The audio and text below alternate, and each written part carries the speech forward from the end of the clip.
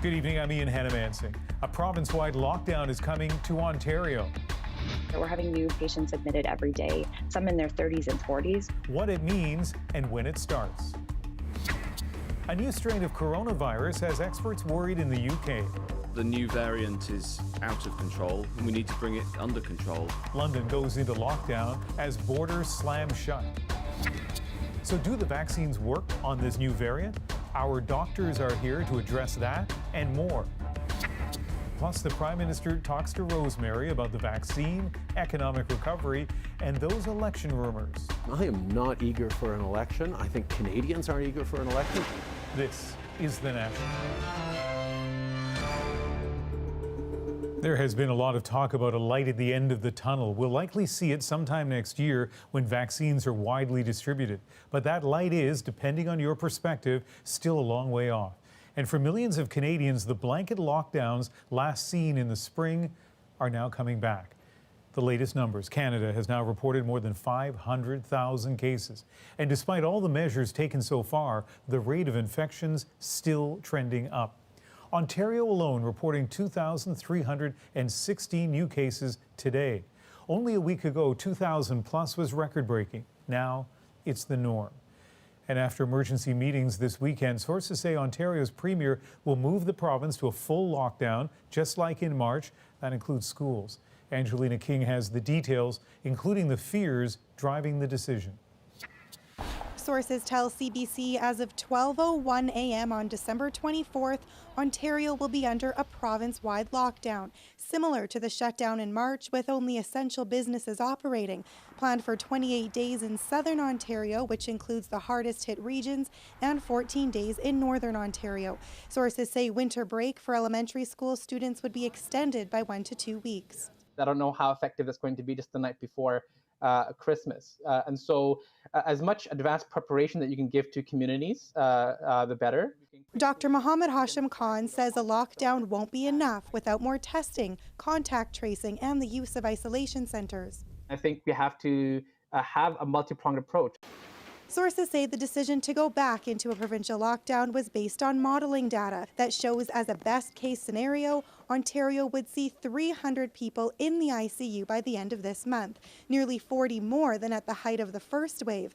The data also shows at the current rate of transmission, that number would grow to 700 by the end of next month. If we don't get a handle on this now, our January could easily be a moment of historic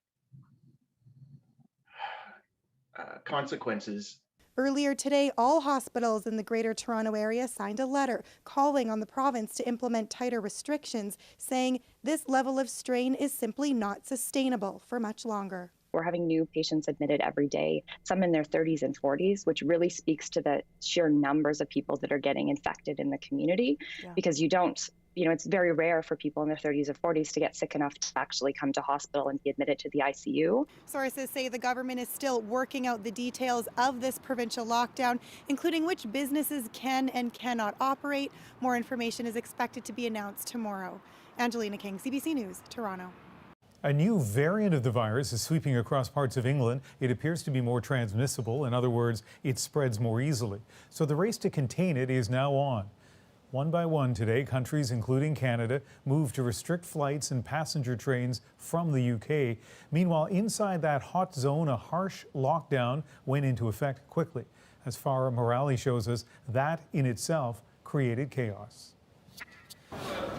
This was a scene inside one of London's central train stations last night, not long after the announcement of a new lockdown. We do apologise for the overcrowding issues on this train this evening. A rush to get out of the city with just hours to spare before new travel restrictions would make it illegal for many to leave the capital. The new lockdown was announced just days after the Prime Minister said cancelling Christmas would be inhuman. Given the early evidence we have on this new variant of the virus, the potential risk it poses, it is with a very heavy heart, I must tell you, we cannot continue with Christmas as planned. That variant is believed to be 70% more transmissible and is being blamed for a surge in infections. Today, the number of new coronavirus cases in the UK hit a record high.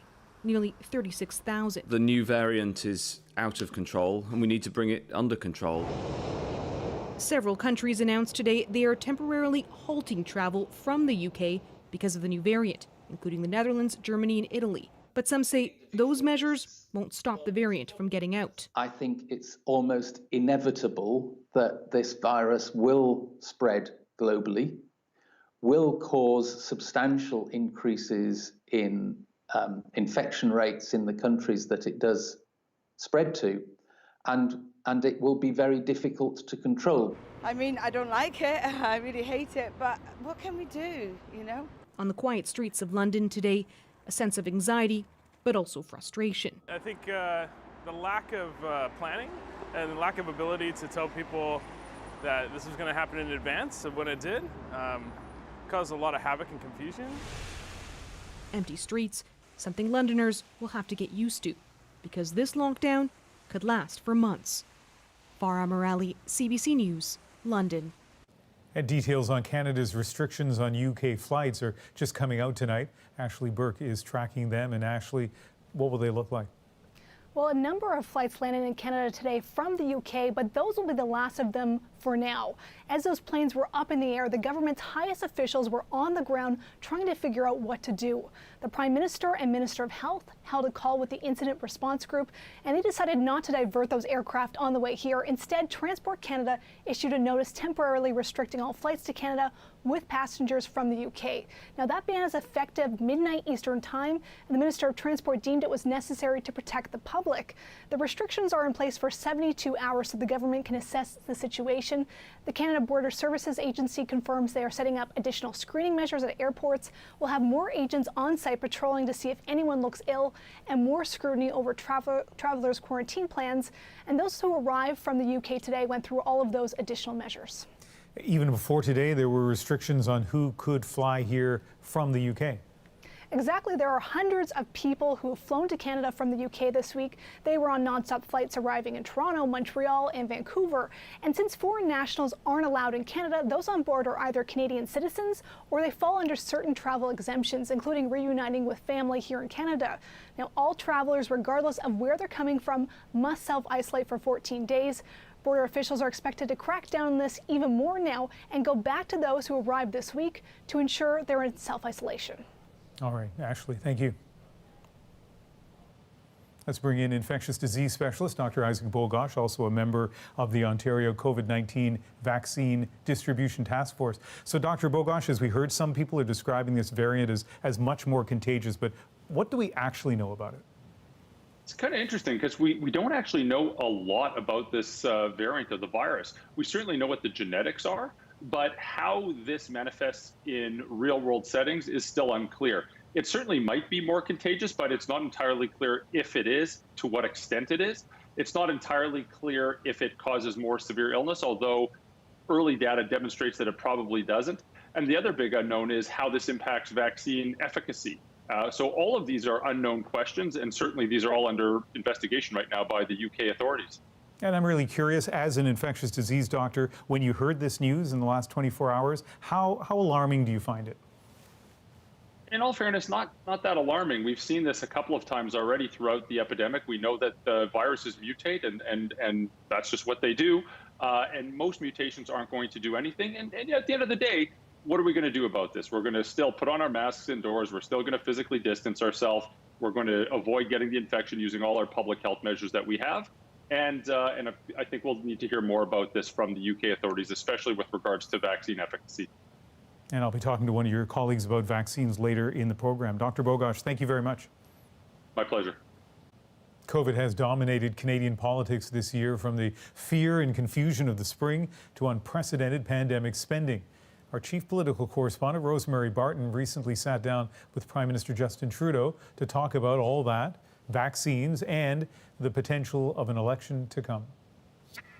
Good morning, everyone. Early on in the pandemic, the Prime Minister was faced with the virus inside his own home when his wife, Sophie Gregoire Trudeau, contracted COVID-19 while overseas. The House went into lockdown for 2 weeks, and while the Prime Minister says he never felt badly, it's possible he was also infected. We know how contagious COVID is. We've got too many examples of that. It's very possible that I caught it. I don't know. I was absolutely asymptomatic, didn't have a sniffle. Justin Trudeau says he won't get tested to see whether he was infected now that there's a vaccine. It's just not needed.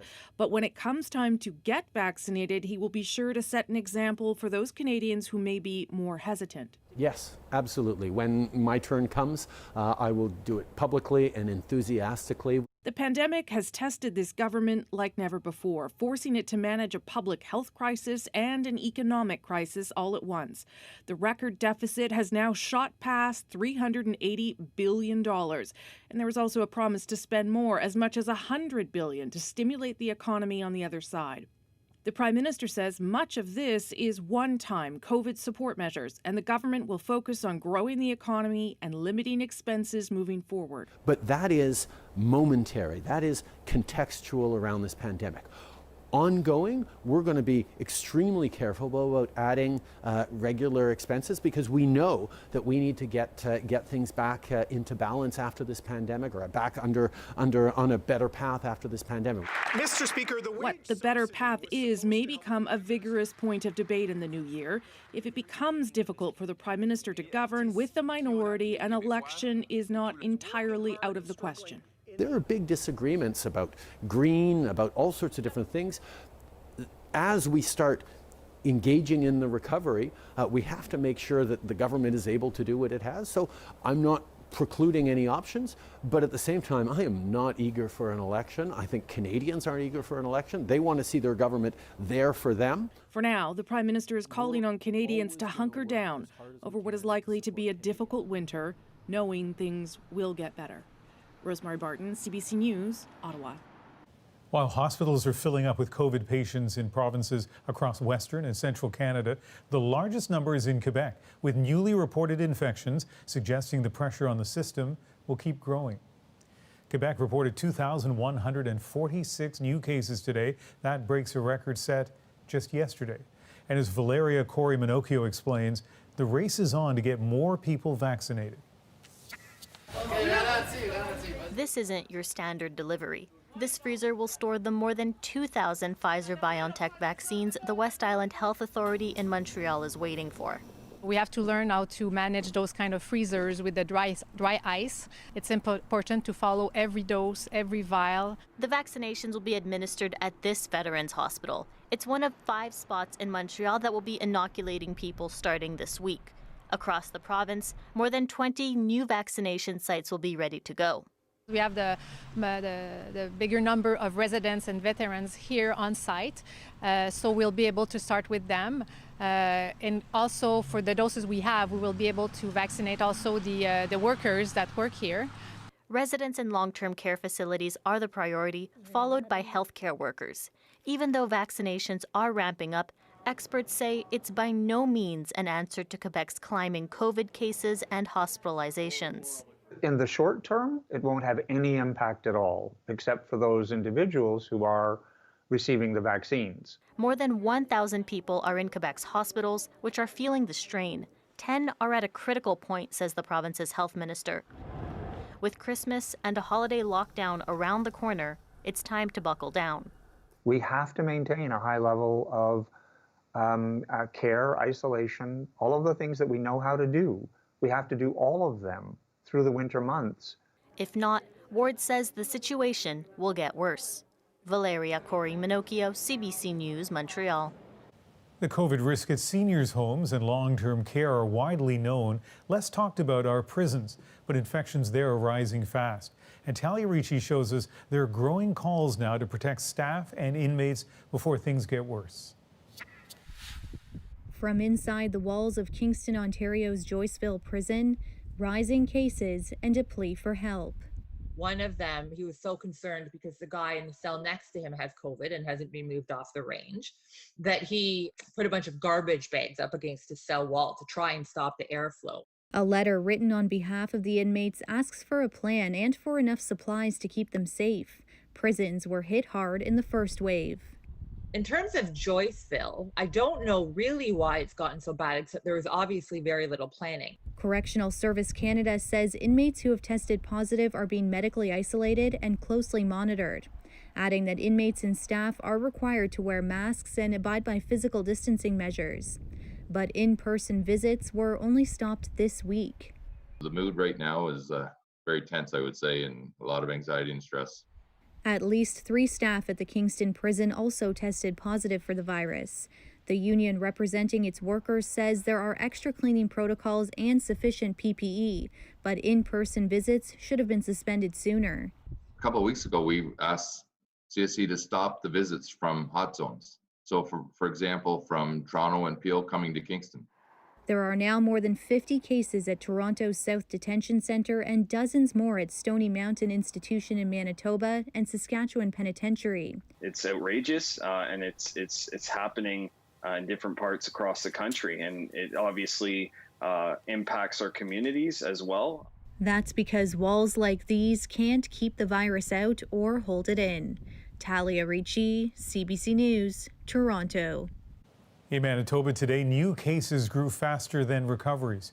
229 more COVID patients, only 135 recoveries, and 13 more deaths. Erin Broman shows us the toll those numbers are taking on healthcare in Manitoba. Short walks are all Jerry Bilton has energy for. There's a benign tumor behind his left eye. It just grows and it pushes on parts of your brain, which makes your right side go all wacky. Bilton was scheduled for surgery to remove it in September. It's been postponed 4 times. The ICUs are all full of COVID people. My next door neighbor here, she went in for an infected foot, and she hasn't been home in 6 weeks. She has COVID. Bilton is one of thousands across Canada whose surgery has been cancelled so staff can care for the sickest people with COVID-19. The wards and ORs are empty at the Health Sciences Centre in Winnipeg. Dr. Edward Buchel still does life and limb surgeries, but half of all scheduled surgeries aren't happening. If you have a herniated disc, you're having more pain. If you're having breast cancer surgery, you're not getting your reconstruction. You're going with just a straight mastectomy. Those are terrible things, but we cannot not keep people alive. There are about 300 people with active COVID-19 in Manitoba hospitals right now, about 40 in already overstretched ICUs. But 6,000 people not getting quality of life surgery because of that. Those numbers are real. They affect every single person. They could affect you. It's affecting Jerry Bilton and his memory. So I got a roasting chicken. I came home and I realized I already had one in the fridge. Both he and the medical staff are asking people to follow the health orders so the system won't become further stretched and so that surgeries can resume sometime in the coming year. Erin Broman, CBC News, Winnipeg. Nunavut has announced its first deaths linked to COVID-19. The territory didn't report its first infection until November 6th, but has since seen 259 confirmed cases.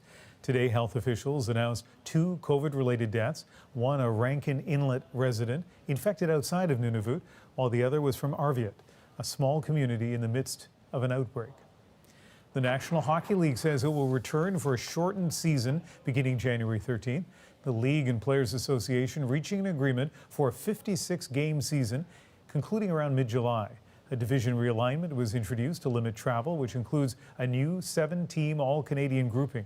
The plan still requires approval from provincial health officials. The first doses of the second COVID vaccine approved in the U.S. are being shipped across the country.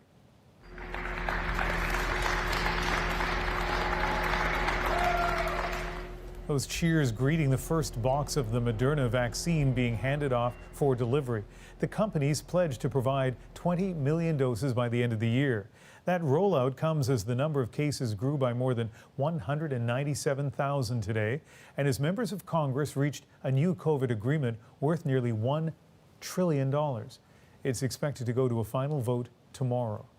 Some of the money in that deal is supposed to help renters. Whether there'll be enough is another matter, though. As Katie Simpson shows us, the wait for a deal has been tense. Keeping food in the fridge and a roof over her kids' heads is what worries Talitha Turner most. The single mom lost her job when the pandemic hit And like millions of Americans, she is now on the brink of homelessness. It's just been a real struggle trying to keep things afloat for 2020. While Turner eventually found work, she's not been able to keep full-time hours because the free childcare program at her kids' school was canceled over COVID concerns. She fell behind on her rent, and her landlord is trying to evict her. You gotta stay strong in front of your kids. You know, my kids are, they're not babies, but at the same time, they can look at me and understand what's going on. Like, we know mama's going through it. She's trying to figure out how to get this bill paid, that bill paid. Turner has been able to stay in her home because of a national ban on evictions set to expire at the end of the month. Congress extended that ban by another month as part of its COVID relief package and is providing $25 billion to help renters who owe back pay. Advocates argue much more is needed. Estimates are that low-income renters will owe anywhere between $30 billion and $70 billion in back rent, which is clearly more than they can ever pay off. Experts predict if there isn't more help, up to 40 million Americans could be at risk of eviction. If Turner is evicted, she'll be forced to make a brutal choice: either move into a shelter or an apartment with her mom, who is severely ill and vulnerable to COVID.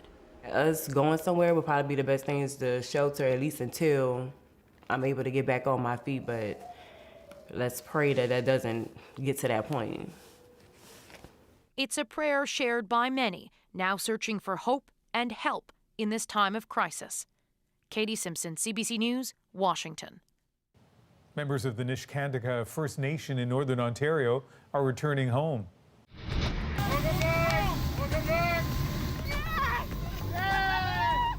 Up next, why the community's boil water advisory remains in place. Plus, what does the coronavirus mutation mean for you? Will this vaccine protect us from mutations of this virus? Answers to your latest COVID-19 questions. And later, keeping holiday traditions alive. Ho, ho, ho, ho, and Merry Christmas to all. From door-to-door deliveries to meeting Santa on a porch. This is Christmas in 2020. We'll be right back.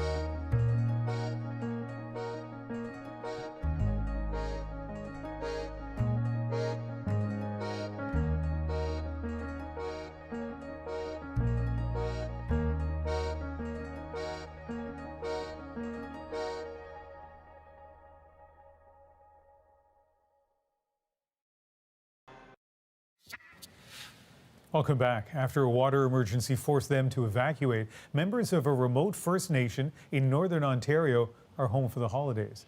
But as Olivia Stefanovic shows us, the community is still under a boil water advisory, and it could take years before they trust what flows out of their taps. After 2 months away, this is the moment the people of Niskandiga have been waiting for. Christmas is here and we need to be home. But their return comes with mixed emotions. And why there's broken. 8-year-old Anastasia Muniz has never lived without a boil water advisory. This is 2020, for God's sake. We should be having clean drinking water at home. Niskandiga has the longest standing drinking water advisory of any First Nation in the country. 25 years and still counting, despite recent positive water test results. It's exhausting to live like this. Charla Muniz told Prime Minister Justin Trudeau about Niskandiga's struggles in 2016.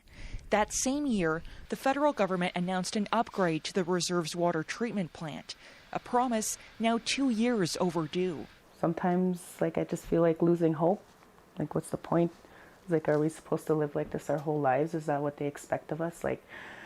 Are they trying to still assimilate us? The advisory could finally be lifted once work on the upgrade wraps up in the new year. Then the community will have to grapple with another challenge. If we're able to get clean water here, I'm still not going to trust myself to drink the tap water because I've been growing up drinking water bottles. But Chief Chris Muniz hopes someday people won't fear what comes out of their faucet. Well, I feel a lot more optimistic than I have ever been in regards to the water treatment plant because, it's, now that when we run the taps, that, the water there doesn't look like ginger ale, like what we're used to seeing. It's much more cleaner.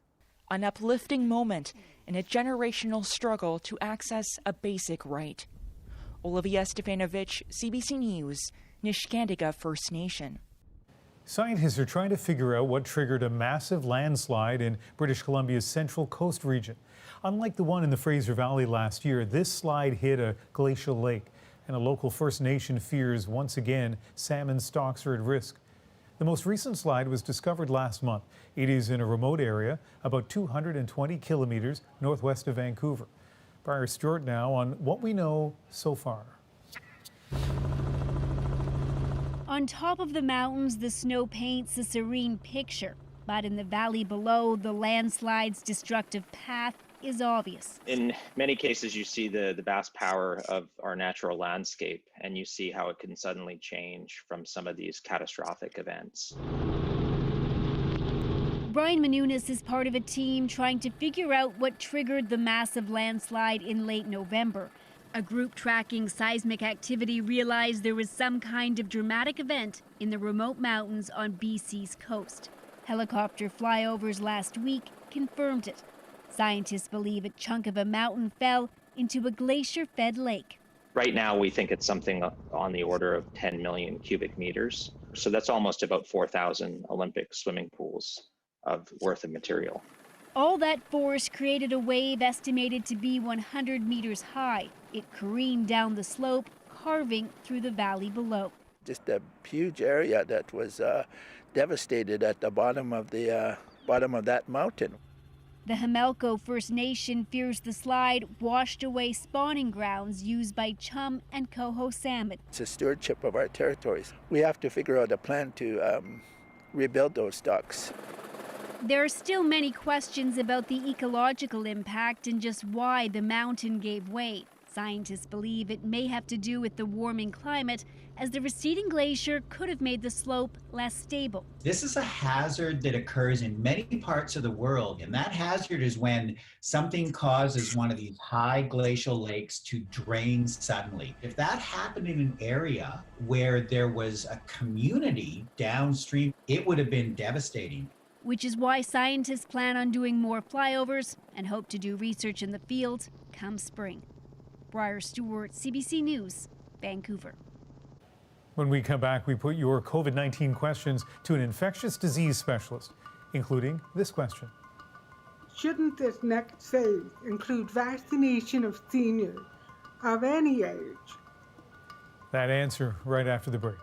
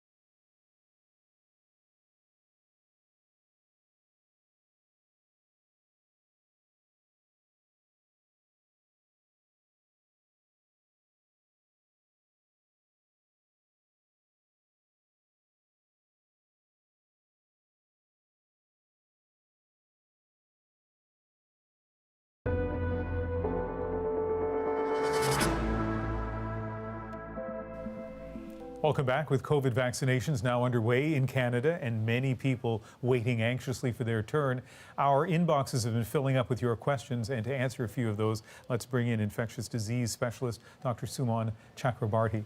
And our first question today comes from Mark Morgan in Calgary. My question is, will this vaccine protect us from mutations of this virus, such as the new variant of COVID seen throughout England? Dr. Chakrabarti? Yeah, so the answer is probably. We don't know a lot about this variant yet, and there's a possibility that in the future it could cause enough changes in the virus that the vaccine has to be altered somewhat, similar to what we see in influenza. But I don't think it's going to make a huge change in terms of what we do with the current vaccination. I do still think this vaccine will allow the pandemic to end, and this might be something that we have to change from year to year, like I said, similar to influenza. And as we heard from your colleague, Dr. Bogosh, earlier, still so many questions about what this variant really is. So still a lot more study to be done. Let's go to our next video question. This is from Barbara McEwen. She is in Edmonton. My question concerns the phase 2 rollout of the vaccine. Shouldn't this next phase include vaccination of seniors of any age who may not live in a congregate care facility but are at high risk of severe disease or even death due to underlying medical issues?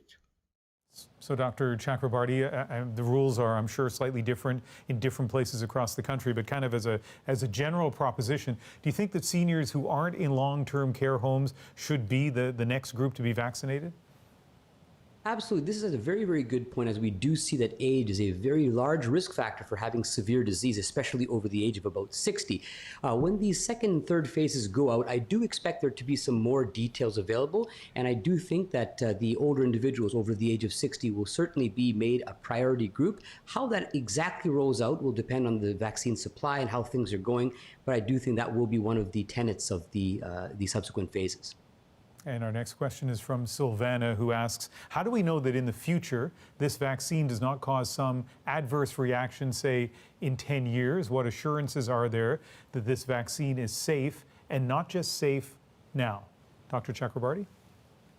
It's a very big question a lot of people are asking. We don't have that data yet. But that said, when you look at vaccines, for the most part, the really serious side effects tend to come up in the first couple of months during the study. But that said, it's still very important to do post-marketing surveillance for other types of side effects. Putting this into perspective, though, nothing is without risk, and certainly getting COVID itself can give you some long-term effects, heart damage, strokes, and even long-haul symptoms. So I think any small risk of long-term effects is greatly outweighed of long-term effects that can happen from COVID itself, and I think overall the vaccine is quite safe. When it's my turn, I'll definitely be getting it. And we have just 30 seconds, but let me quickly ask you one question I asked Dr. Bogosh earlier on, and that is, when you hear this news about the variant, as an infectious disease doctor, how concerned are you? This is something that happens quite a bit with different types of viruses. We see these mutations happening. It's difficult to know. For the most part, they don't tend to have any big consequences, but they occasionally can. It's just important to keep track of this. And once we know more data, then we can react accordingly. But right now, the answer is I'm not totally sure, but it's important to keep an eye on it. All right. Dr. Chakrabarty, thank you very much for speaking with us. Thanks for having me. And as always, you can send us your COVID-19 questions. Message us directly on Instagram at CBC The National, or you can send us an email, covid@cbc.ca. After the break, we revisit my conversation with a Canadian music icon. Gordon Lightfoot opens up about his decades-long career and his biggest regrets.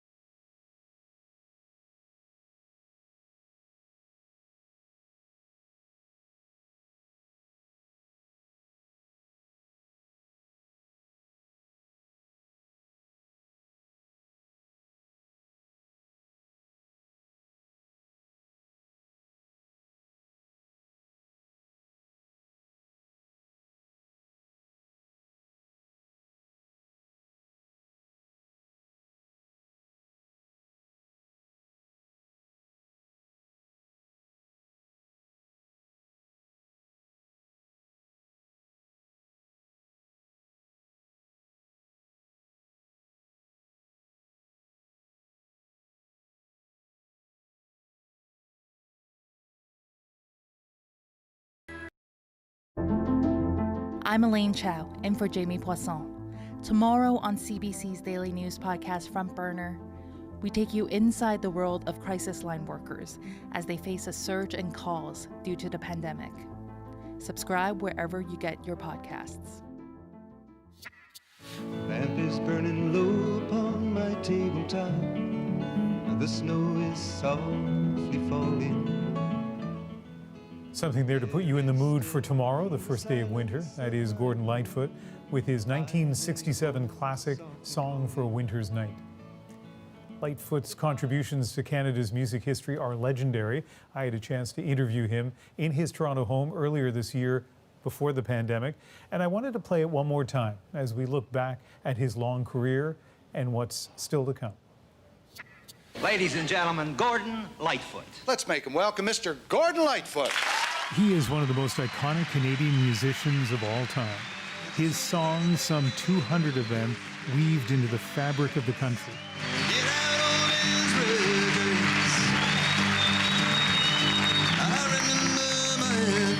Gordon Lightfoot has been performing for more than half a century. Everybody's moving, nothing stays the same.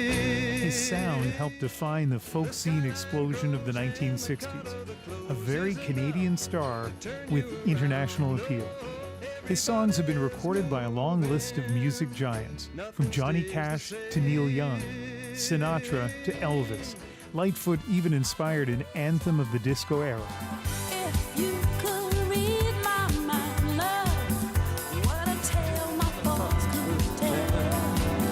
Just like an old time movie about a ghost from a wishing well. Every song tells a story, from railways to romance. You can feel his words. The great Bob Dylan calls Lightfoot his favorite singer-songwriter and even helped induct him into the Canadian Music Hall of Fame. I've known Gordon for a long time, and I know he's been offered this award before, but he hasn't ever accepted it because he wanted me to come and give it to him.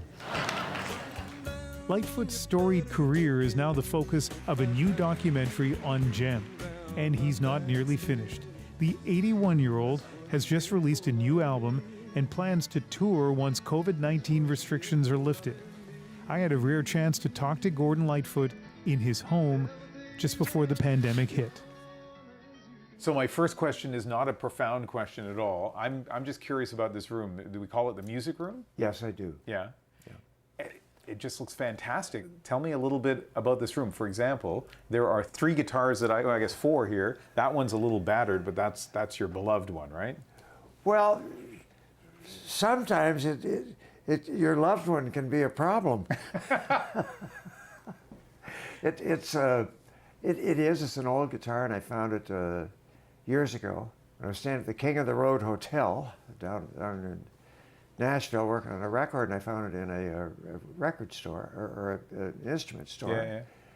And bought it for a couple of $100, and now it's my main Martin guitar for on stage. Here. And there's a little thing cut out that says, "Anger can kill you." Is that just a little reminder for you? Yeah, it is. It Yeah? is. Yeah, I've got a short fuse too, sometimes. Still? And, yeah, it reminds me. Yeah. Because you seem like such a calm, gentle person. Well, I try to stay that way. Mm-hmm. It's part of my. I really try to be friendly and get along with people. Do you ever get tired of worrying just a little bit? Let's talk about your new album. Yeah. One song kind of stands out because it's very playful on the album. I think it's called Just a Little Bit. And then there's some songs that are more wistful and maybe even a little melancholy on that album. Songs of anguish in there. There's songs about this nightmarish song, but a guy's having a nightmare. He's dreaming and he's saying, at night I'm drifting on a sea of despair. I see a bimbo and there is no body there. That's, where are the girls in my life? So that does seem to be a theme, right? Yeah, it's always been that kind of a theme. But I think of the documentary and you very explicitly talk about some regrets in that documentary in terms of relationships with women over the years. I regret it very much. A lot of it. I created emotional trauma in a whole lot of people, and didn't really know that I was doing it at the time, but I was hurting people's feelings. I learned to be very careful about that after many years in the business. But the trauma that I have brought on to other people, I regret very highly. Mm-hmm. Let's talk about your music. And not just the new music, but the old music. And I was thinking to myself that somebody who's my age grew up with your music. I know your music so well, and I love it. But there are people who are watching this who maybe are new to Canada or are younger, you know, and they don't know your music. If we were to make a playlist, kind of the essential playlist of Gordon Lightfoot for some of those people to understand what should be on it, I mean, at the top of my list, I'd put If You Could Read My Mind. I never knew I could feel this way, and I've got to say that I just don't get it. I don't know where we went wrong, the feeling's gone, and I just can't. So let me throw out a few other names if I would put on the list and you either tell me don't put it on that list or why you think it should be on it. Obviously, Wreck of the Edmund Fitzgerald. I can tell you a couple. Okay. Okay, The Wreck, Sundown, Early Morning Rain, Yeah. Canadian Railroad Trilogy, Absolutely. Song for a Winter's Night, Carefree Highway. Yeah. The only one on that list I hadn't thought of is Song for a Winter's Night, but that, which you didn't actually write in Canada, right? That was right when I was out on the road, yeah. In the summertime. Yeah. But it sounds like such a quintessentially Canadian winter song. The air is still in the silence of my room. I hear your voice softly calling. One of the really cool things about you is, I mean, you stayed in Toronto all this time, but also you really have explored rural Canada. Not a lot of people who have been #1 on Billboard's chart have also canoed through all these Canadian rivers and, you know, and enjoyed the wildlife there. Has it had an impact on you as a person? Has it changed you at all as a person, being in those places? I never actually forget about meeting animals face to face in those situations.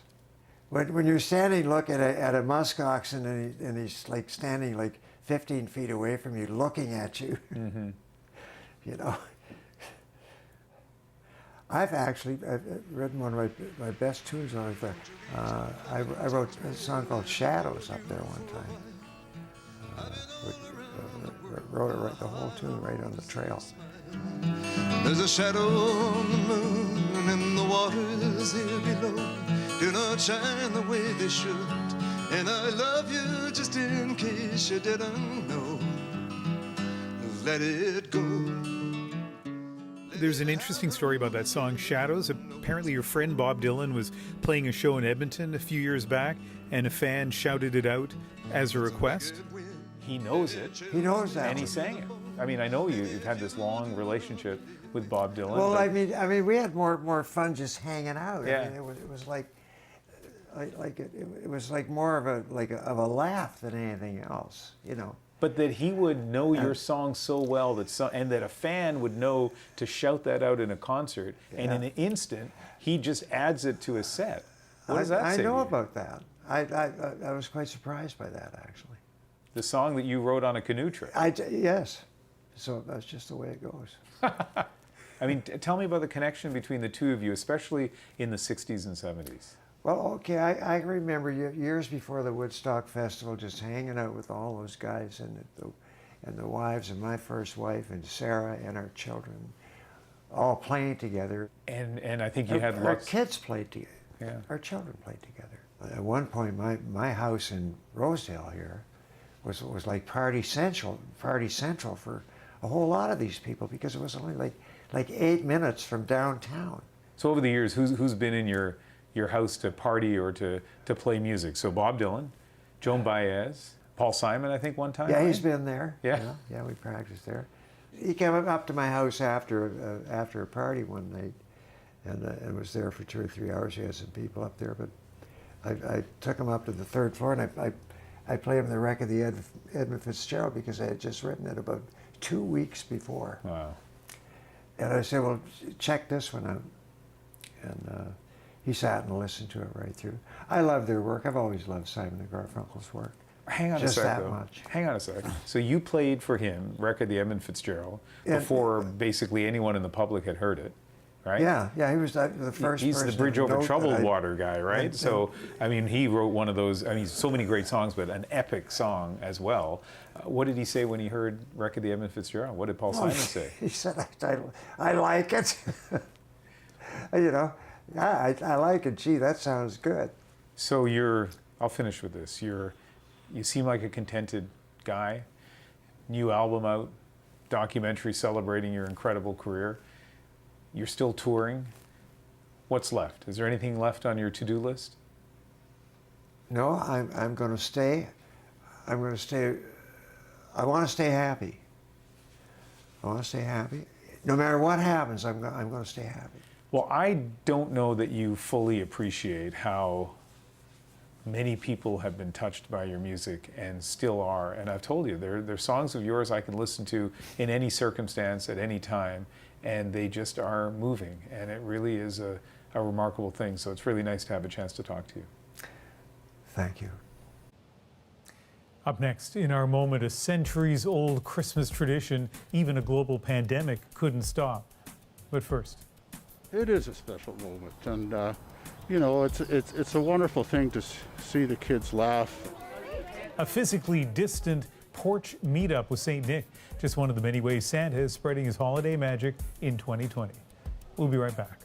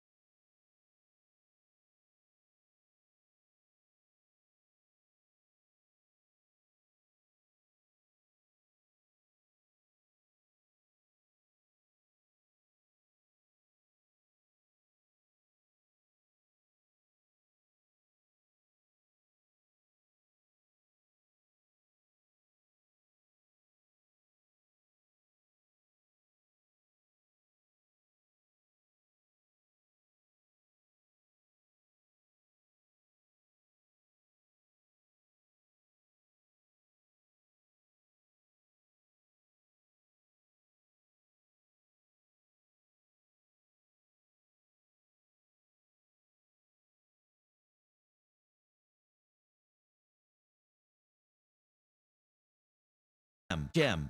Coroner. New season.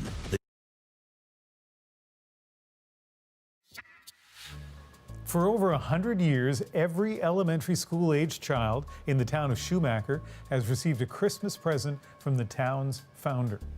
Frederick Schumacher, who died in 1957, has been giving kids gifts every Christmas since 1916. The tradition lived on with his family overseeing the fund after he was gone. But this year, it'll have to be a bit different, kept alive thanks to the community's firefighters. And that is our moment. We used to assemble at the McIntyre Community Center. So there was a ballroom up there, and we used to buy generic gifts based on age group and gender. And there'd be a table set out with a bunch of gifts that are wrapped. And the students would go up and pick a gift. Now, because of COVID, we obviously can't mass together. So we set something up where we actually asked the students, or the children, what they wanted. They gave us a couple of gift ideas. You'll have some kids who just moved into the community and don't know where this is coming from. You know what I mean? So we try to share that story. When we met at the hall, we would say the story about Mr. Schumacher and where the gift is coming from, so they understand. Because a lot of people are thinking, "Oh, I'm getting a gift from Santa or whatever." We just want to make sure people know this is from Mr. Schumacher. This has come from somebody who lived, years ago and has since passed, over 60 years ago, and is still giving to this community. Not only is this a terrific story, but I'm wondering, how have I not heard anything about this over the years? And you saw there are quite a few toys that they give out to the kids in that community. So imagine this, Schumacher used to go down to Eaton's in Toronto, buy all the presents, take them on a train back to the town. What a beautiful moment. That is The National for Sunday, December 20th. Good night.